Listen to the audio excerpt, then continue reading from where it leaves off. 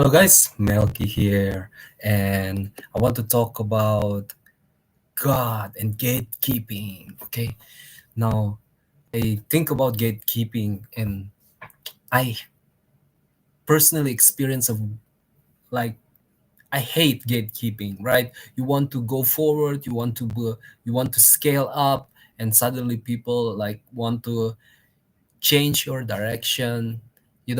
To be able to feel like they're powerful and they are able to do something to other people, right?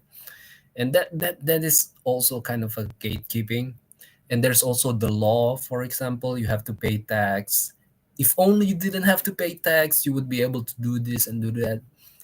Or maybe or maybe let's say, for example, you are riding a car, and suddenly a police stop you for whatever causes and then let you off the road. It could be annoying, right? And the fact is, in the Bible, there is a very huge gatekeeping in the Bible, and God did it. And I realized that, and I'm like, what? Isn't it evil? So let me share you my thoughts about this. So during the event of Garden of Eden, right? And the human beings did categorical mistake. So I do believe the Garden of Eden is a representation of, what do you call it? I'm not saying that it is not real, that it's only hypothetical, right? But I'm just drawing the line from now to the past. The past is going to be a state of lower entropy, let's say. So what does that mean? It's not only more compact, right? But I believe also in terms of words, meaning, in terms of social hierarchies, reach, the meaning of things. When you switch your hand like this, it has a meaning. When you switch like hand, everything is not everything would be less mundane. Everything would be more interconnected with each other and stuff. Not only physical but also psychological. And the meaning of psychological itself could mean spiritual or something like that. And I do think like inclinations are spirit you know that is going to play a part in the different things. So in the Garden of Eden, it's pretty hard. Supposedly, there's so many ways to do it right. Okay, but it's pretty hard to do it wrong. But somehow, this demon, like this devil, the enemy, successfully planted the wrongness into the truth. Okay, so if you know who God is, I think God is the God of justice, God of love, God that preserves the truth, that God that holds the truth, the one that separates the truth from primordial chaos. So that's the logic, right? The sequences of time, the logic, that is God. That is what we refer to as God. Okay, the spirit of truth. Okay, so it's like the description of reality about the inclination that preserves the continuity of things, right? So that is love. And if you believe in Christianity, you would believe that description of that greatness, that divine, um, is actually really truly um, did what he did in the Bible. Okay, some people say, oh, he did that in the story of this, in the religion of that. And as a Christian, I believe that what is said in the Bible about him, about the divine, is real. Okay, so that's what I'm talking about now. So why would love gatekeep human being by growing thorns and thistles, you know, in the world? Like, why wouldn't he killed Noah as well? Okay, if he believed that due to the insynchronicity, due to the false note, due to the disharmony, everything will go sour and depression will come, because that is the enemy of God. And that explains the hostility, right? God gatekeep you so that you wouldn't be depressed. And even that, there are still some depressed people out there, a lot of depressed people, a lot of war, killing, and still the enemy of God can still manifest, you know. So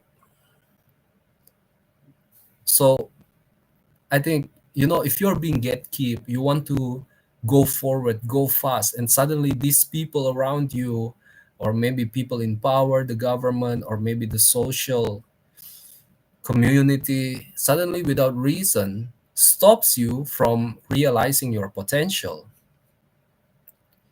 Maybe, there's, if we think about it, is it evil? It may not be. Ugh, disgusting, isn't it? It may not be. And that's why I'm making this video as well. Um, I really, it is something that there's a conflict for me. Like, if you are a baby and your parents give you bitter medicine, oh my God, like you would be like, why would you do this? And after you've grown up, you would understand, oh, you know what, if I am sick, I don't need my parents to give me bitter medicine anymore. I would go to the pharmacy and buy that bitter medicine myself.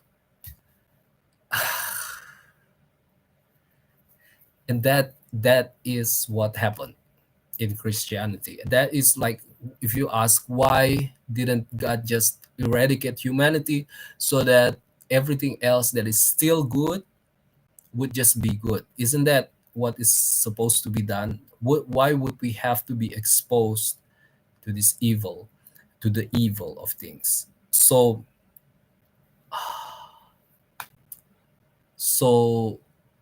I do think, like, if you so love human beings, why all of this bitterness, all of this exposure to this depression, to the risk of depression? I know that there are lovely things, but so that is the concern right here. And then and then through Jesus Christ, I think um, the answer is being given to us. I am not saying that it would answer the question about your life, about what's happening to you, but I just want to give you the explanation, the way I interpret the Bible, or the way I interpret Christianity, of why gatekeeping, and potentially, like, because God take responsibility of what he do. So if he allow the enemy to do bad things in this truth, even though he hold it himself, and he said, you know what, I let this happen, I let the deceiver de- destroy the Tower of Babel. Okay, that's a huge potential, but God, like, I'm going to scatter the language, right? Because when you're building a big project, right, you would be like having a lot of different components, and these components are going to need language to communicate with each other. The more you specialize, the more different you would become, and eventually, it is a good thing. But through entropy, there's a liability to be disharmonious, and that is love took responsibility of that fact, that, you know what, entropy caused this. This is in the my property, in the realm of the truth. This is not primordial chaos. It is I who oversee it, and who let the thing that happened eventually leads to that. And he took responsibility for it in the Bible, because it says that he kind of did that. And um, it is a bitter pill to swallow as well. But now I obtained the a better empathy towards the people who did that to me.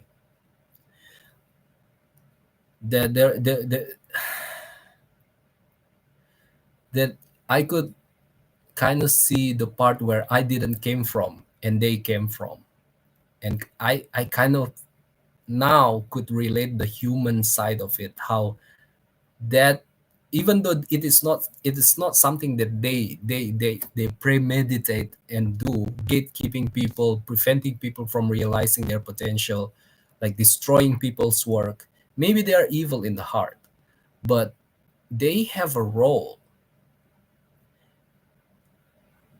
and maybe that decision were initially not started with bad intention. It is something that they do out of habit, out of the community that they live in, about their job, about their hierarchy, about something that there's an element that is not just evil, that the desire to bully people, but there's also an element of it is something that must be done. That is disgusting. But the bitter pill you swallow today may prevent you from being depressed later. If you go and ride a motorcycle, the motorcycle could go 60 miles per hour, but the police is going to stop you at 40. Why? Why would the police do that? I could have gone 60 miles per hour. But if there's something wrong, like the road is slippery or something, eventually you're gonna get into something that's going to lead to depression. And since God is love, God don't want us to get depressed. That that the Bible is kind of like it's better you're being poked by a thorn rather than as long as it is able to keep you away from depression. Having said all that, I want to say this. I want to say this. I still cannot accept being gatekept. I still think that gatekeeping is evil. But if you do it lawfully, legally, I would, you know, I would not really channel my fight there immediately. I would rather be go against gatekeeper. It's still bad thing, guys. But if it's something that is legal, if it's something that has been agreed upon before and that has been explained before, it has been thousands of years of civilization. Why would it? Why would people refuse that? There are a lot of things. There are a lot of other things to refuse. So I hope this could enrich the society in a way that, uh, if it's legal, respect it more. I know you felt like you're being oppressed, but if it's legal, channel your fight to the things that are illegal more. That's what I think. Um, yeah, I'm just like,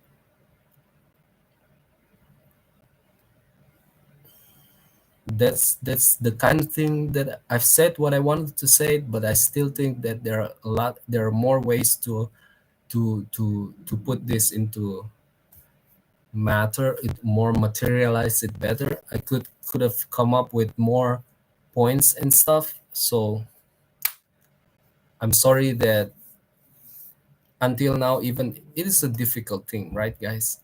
Hopefully in the future I could do better. Thank you, guys. Goodbye.